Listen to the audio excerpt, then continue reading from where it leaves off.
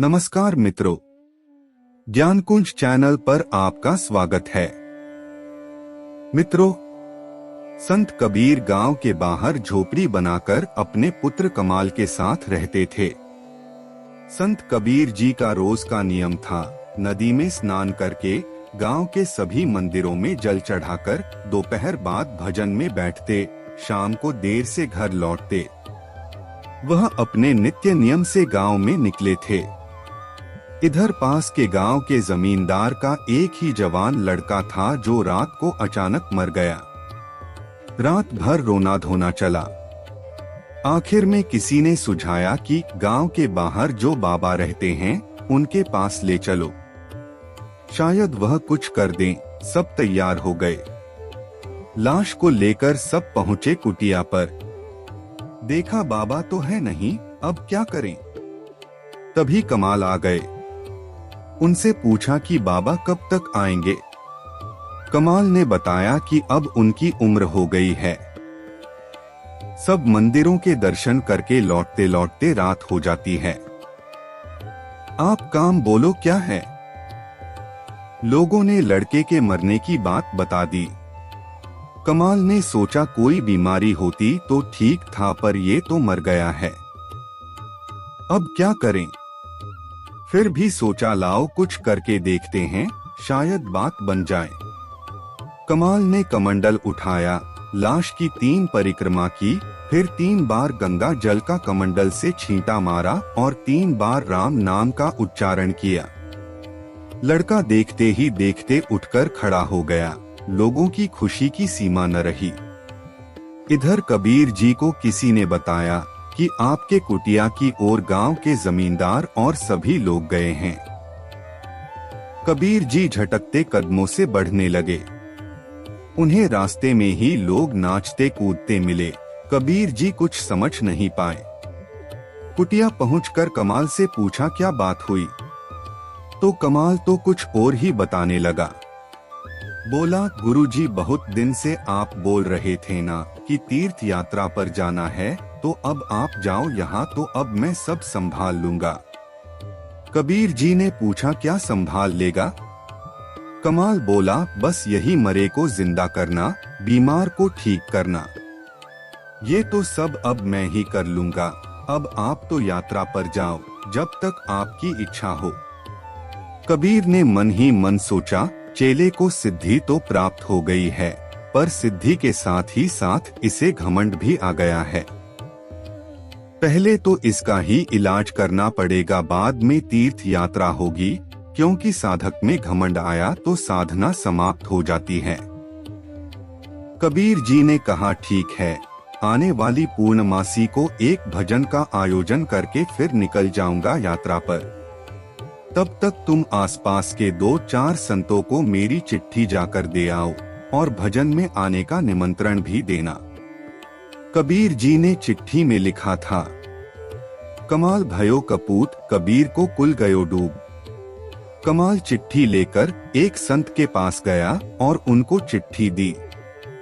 चिट्ठी पढ़ के वह संत समझ गए। उन्होंने कमाल का मन टटोला और पूछा कि अचानक ये भजन के आयोजन का विचार कैसे हुआ।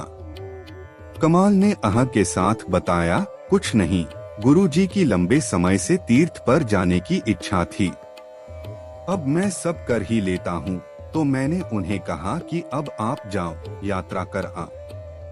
तो वह जा रहे हैं, उनके जाने से पहले भजन का आयोजन रखा है। संत दोहे का अर्थ समझ गए। उन्होंने कमाल से पूछा, तुम क्या क्या कर लेते हो। तो बोला, वही मरे को जिंदा करना, बीमार को ठीक करना जैसे का। संत जी ने कहा, आज रुको और शाम को यहाँ भी थोड़ा चमत्कार दिखा दो। उन्होंने गांव में खबर करा दी। थोड़ी देर में 200-300 लोगों की लाइन लग गई, सब नाना प्रकार की बीमारी वाले। संत जी ने कमाल से कहा, चलो इन सब की बीमारी को ठीक कर दो।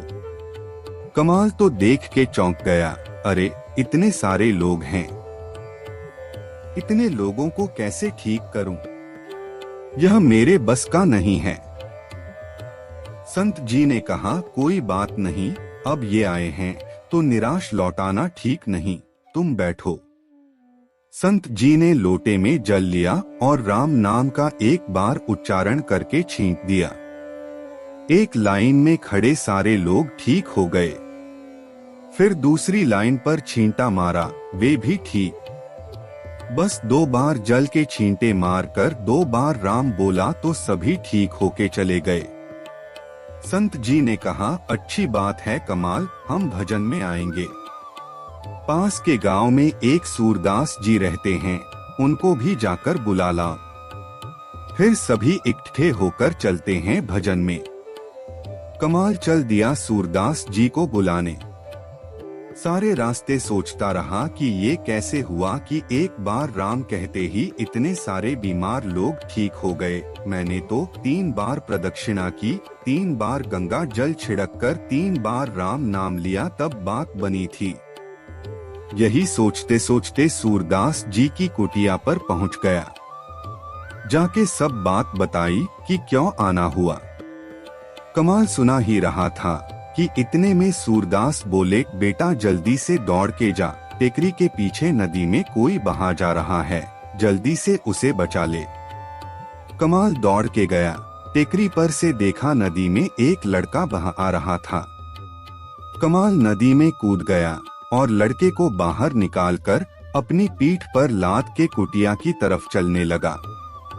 चलते चलते उसे विचार आया कि अरे सूरदास जी तो अंधे हैं। फिर उन्हें नदी और उसमें बहता लड़का कैसे दिख गया। उसका दिमाग सुन्न हो गया था। लड़के को भूमि पर रखा तो देखा कि लड़का तो मर चुका था। तब सूरदास ने जल का छींटा मारा और बोला, रा। तब तक लड़का उठ के चल दिया। अब तो कमाल अचंभित की, अरे इन्हें तो पूरा राम भी नहीं बोला, खाली रा बोलते ही लड़का जिंदा हो गया। तब कमाल ने वह चिट्ठी खोल के खुद पढ़ी कि इसमें क्या लिखा है। जब उसने पढ़ा तो सब समझ में आ गया। वापस आके कबीर जी से बोला, गुरु जी, संसार में एक से एक सिद्ध हैं, उनके आगे मैं कुछ नहीं हूँ। गुरु जी आप तो यहीं रहिए, अभी मुझे जाकर भ्रमण करके बहुत कुछ सीखने और समझने की जरूरत है। मित्रों, कथा का तात्पर्य कि गुरु की कृपा से सिद्धियां मिलती हैं। उनका आशीर्वाद होता है तो साक्षात ईश्वर आपके साथ खड़े होते हैं। गुरु गुरु ही रहेंगे। वह शिष्य के मन के सारे भाव पढ़ लेते हैं और मार्गदर्शक बनकर उन्हें पतन से बचाते हैं। घमंड सिर्फ उसी इंसान को प्रभावित कर सकता है जो आत्मिक तौर पर खोखला हो, जिसे ये महसूस होता हो कि ये मैं कर रहा हूँ या मैंने ऐसा किया। परंतु एक साधक ये बात अच्छी तरह से समझता है कि जो कुछ भी हो रहा है वो प्रभु की शक्ति से हो रहा है और मैं उस कार्य के होने के लिए निमित्त मात्र हूँ। मित्रों, किसी भी कामयाबी से जिसे घमंड हो जाए, समझ लेना कि वो व्यक्ति उस कामयाबी के काबिल नहीं था। और कोई साधक मिले जिसे घमंड हो तो समझ लेना उस पर उसके गुरु की कृपा नहीं है। धन्यवाद मित्रों। आज की कथा पसंद आए तो चैनल को लाइक, शेयर और सब्सक्राइब अवश्य करें।